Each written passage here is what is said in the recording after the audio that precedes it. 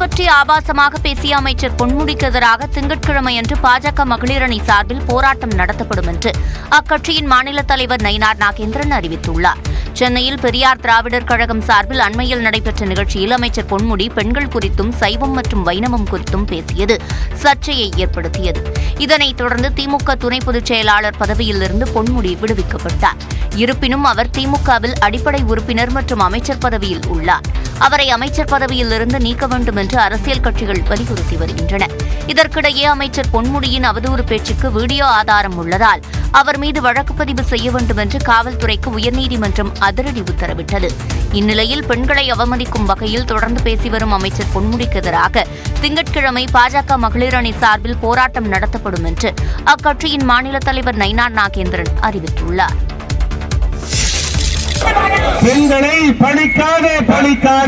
அமைச்சர் பொன்முடியை பதவி நீக்க கோரி தமிழ்நாடு முழுவதுமாக அதிமுகவினர் போராட்டத்தில் ஈடுபட்டனர். பெண்களை இழிவுபடுத்தக்கூடிய வகையில் பேசிய அமைச்சர் பொன்முடியை கண்டித்து காஞ்சிபுரம் மாவட்டம் சுங்குவார் சத்திரத்தில் அதிமுக செய்தி தொடர்பாளர் வைகை செல்வன், முன்னாள் அமைச்சர் சோமசுந்தரம் தலைமையில் கண்டன ஆர்ப்பாட்டம் நடைபெற்றது. அப்போது பொன்முடியை அமைச்சர் பதவியிலிருந்து நீக்க கோரியும் அவர் மீது சட்ட நடவடிக்கை எடுக்க கோரியும் முழக்கங்கள் எழுப்பப்பட்டன.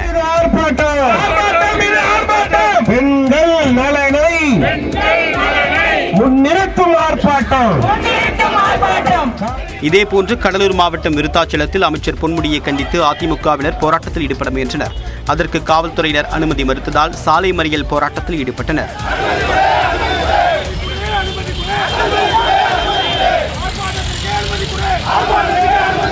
அதைத் தொடர்ந்து காவல்துறையினர் போராட்டத்திற்கு அனுமதி அளித்ததால் அதிமுகவினர் சாலை மறியலை கைவிட்டனர்.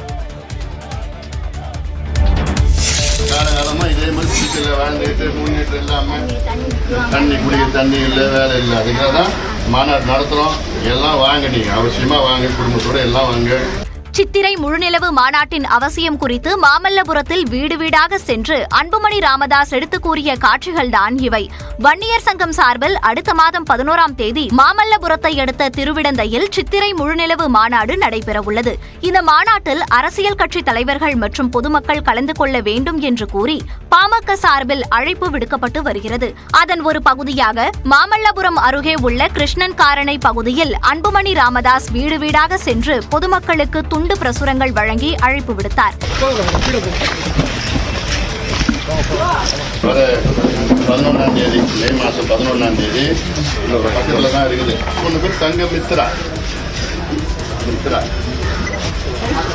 மாநாடு அரசாங்கம் நமக்கு ஜாதிவாரி கணக்கெடுப்பு நடத்தணும். ராமதாஸ் அன்புமணி இடையே மோதல் போக்கு நீடித்து வரும் நிலையில் உட்கட்சி விவகாரம் குறித்து பேச கட்சி தலைமை எந்த கட்டுப்பாடும் விதிக்கவில்லை என்று அக்கட்சியின் பொருளாளர் திலகபாமா தெரிவித்துள்ளார். இல்லையே, என்னைய யாரும் வாய்ப்புட்டு போட முடியாது. ஆனா எந்த இடத்துல எது பேசணும் பேச தெரிந்தவள் திலகபாமா. பாமக கட்சி விவகாரம் பற்றி உரிய நேரத்தில் கருத்து தெரிவிப்பதாகவும் திலகபாமா கூறினார். சென்னை பார்த்தசாரதி கோயில் தேரோட்டம் கோலாகலமாக நடைபெற்றது.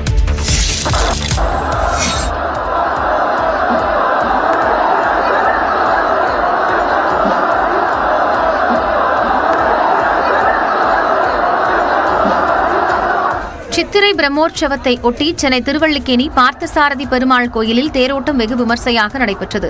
பார்த்தசாரதி பெருமாள் கோயிலில் சித்திரை மாத பிரம்மோற்சவம் கடந்த 13ஆம் தேதி கொடியேற்றத்துடன் தொடங்கி நடைபெற்று வருகிறது.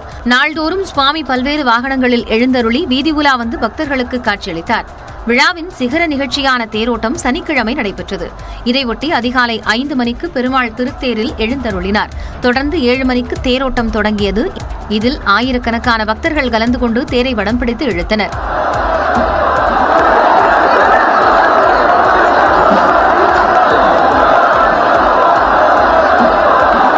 திங்கட்கிழமையன்று தீர்த்தவாரியும் அதற்கு மறுநாள் சப்தாவர்ணம் எனும் சிறிய திருத்தேர் நிகழ்வுடன் பிரம்மோற்சவ விழா நிறைவடைகிறது. டாக்டர் சிவந்தி ஆதித்தனார் நினைவு நாளையொட்டி அவரது இல்லத்தில் பல்வேறு அரசியல் கட்சித் தலைவர்கள் மரியாதை செலுத்தினர். சிவந்தி ஆதித்தனாரின் 12வது ஆண்டு நினைவு தினம் சனிக்கிழமை அனுசரிக்கப்பட்டது.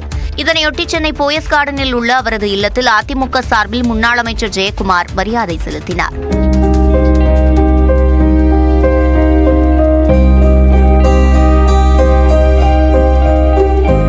மதிமுக பொதுச் செயலாளர் வைகோ, பாஜக மூத்த தலைவர் தமிழிசை சவுந்தரராஜன், நாம் தமிழர் கட்சியின் தலைமை ஒருங்கிணைப்பாளர் சீமான் ஆகியோரும் சிவந்தி ஆதித்தனார் இல்லத்தில் மாலை அணிவித்து மலர் தூவி மரியாதை செலுத்தினர்.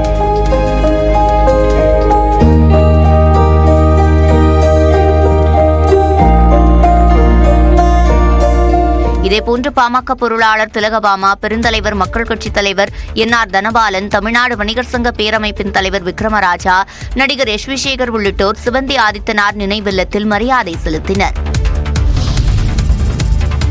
திண்டுக்கல் மாவட்டம் வேடச்சந்தூர் அருகே ஓய்வு பெற்ற கிராம நிர்வாக அலுவலரை 6.5 பவுண்ட் தங்க நகைக்காக சிறுவன் ஒருவன் குளிர்பானத்தில் விஷம் கலந்து கொடுத்து கொன்றது அதிர்ச்சியை ஏற்படுத்தியுள்ளது.